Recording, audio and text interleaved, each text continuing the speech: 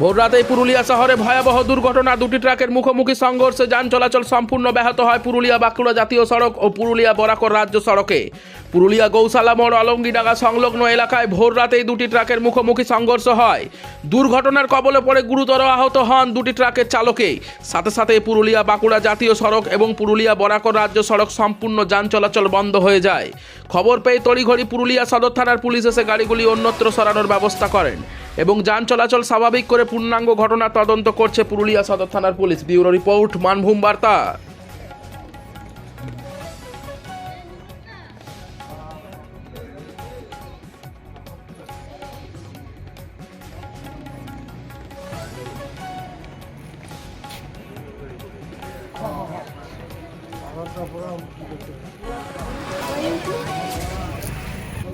সব শেষ হয়েছে।